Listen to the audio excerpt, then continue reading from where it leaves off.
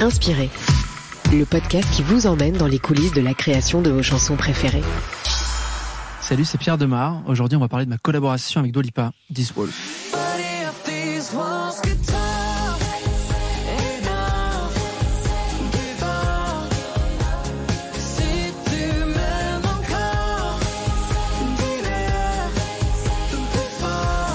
These Walls, c'est un morceau qui existe au départ sur l'album Radical Optimism de Dua Lipa, que j'adore. Et ce morceau en particulier, sincèrement, c'est dans mon top 3. Et en fait, au départ, c'est son label Warner qui vient vers moi et qui me dit cette chanson de Dua Lipa qu'elle aime beaucoup et qu'elle aimerait éventuellement faire en français. On a pensé à toi, sens-toi libre d'essayer quoi que ce soit. Et donc, je me dis que c'est drôle et que c'est un peu comme un jeu.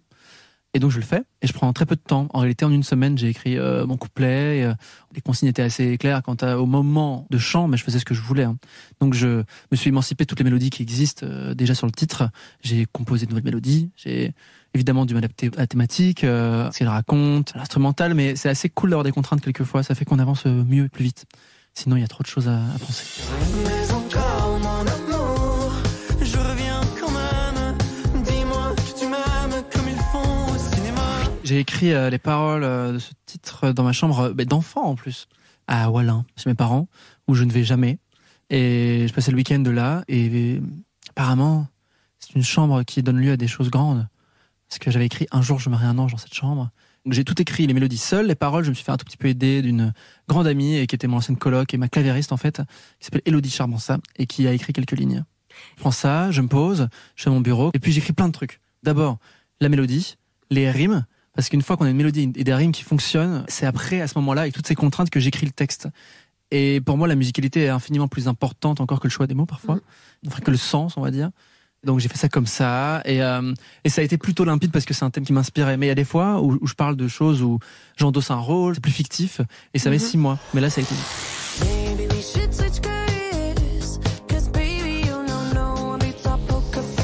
La traduction, ça m'inspirait pas du tout.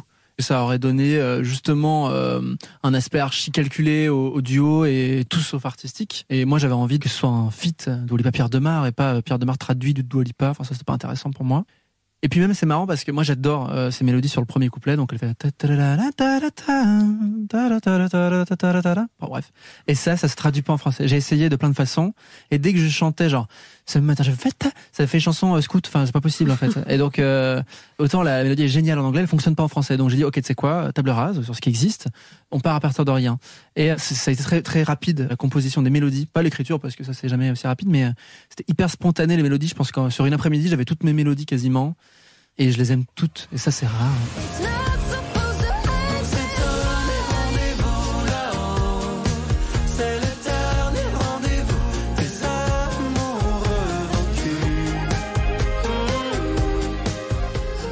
Je suis resté sur la thématique qui me parlait beaucoup.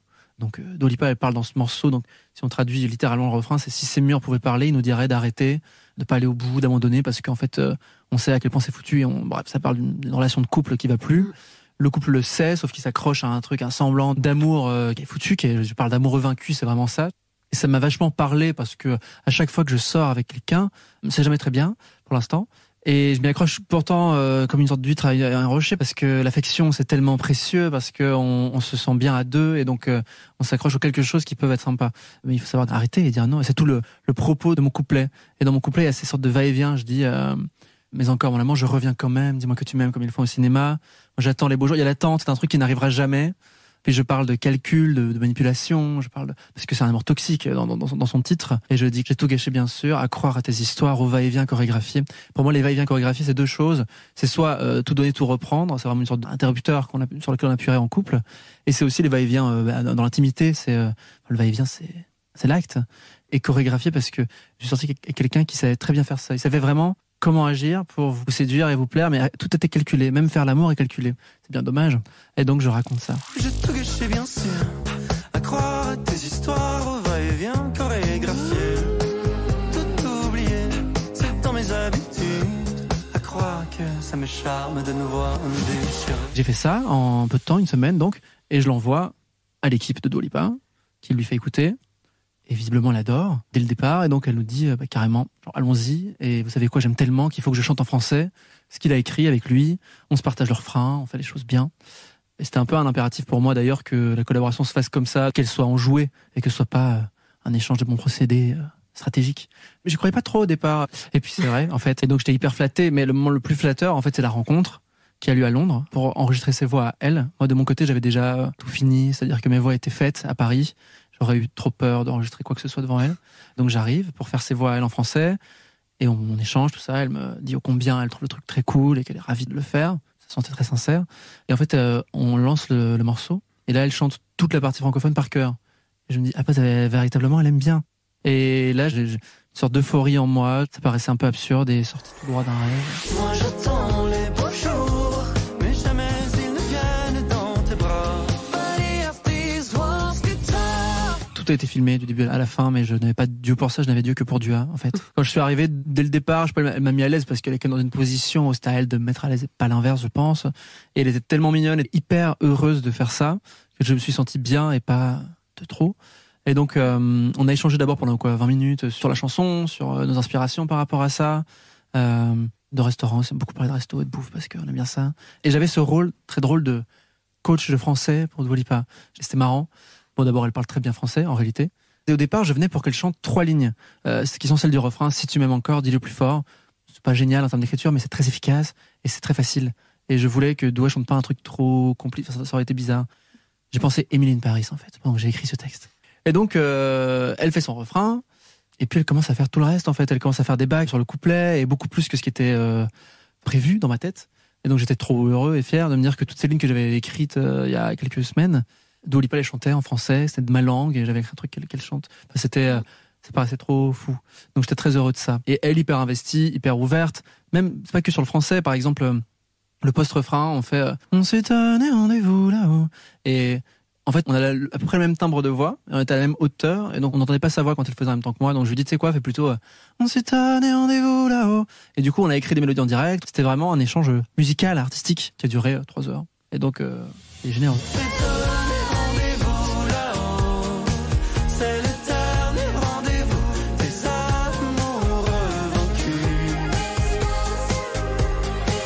Mon anglais, catastrophe. Mis à part ça, super. Et pour chanter, ça va parce que je suis vachement en retrait sur les parties anglophones. J'ai veillé à ne pas être mis en lumière là-dessus. Mais ça m'amuserait de chanter en anglais parce que souvent quand je compose, d'abord je le fais en anglais, dans une sorte de yaourt approximatif. Et c'est hyper inspirant, l'anglais, parce qu'on fait ce qu'on veut avec cette langue. Elle est tellement musicale. Il n'y a pas ces R, ces Q, ces S, ces T. Ils sont durs. Le français, c'est dur, mon Dieu. Et puis c'est dur de pas être ringard et ridicule. Et l'anglais a cette particularité d'être tellement musical et élastique. Par exemple, ce couplet qu'on ne peut pas faire en français, c'est dommage. Mais bon, ça donne lieu à quelque chose de nouveau, donc c'est très bien.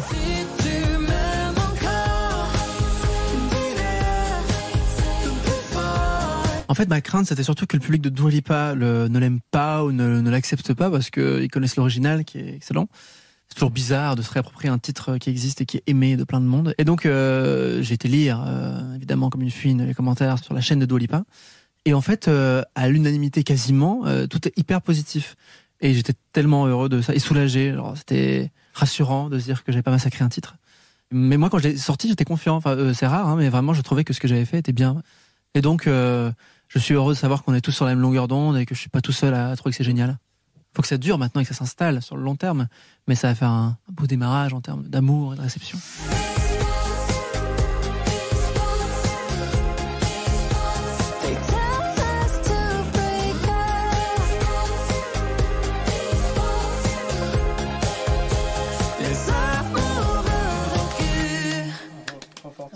Merci. I loved it.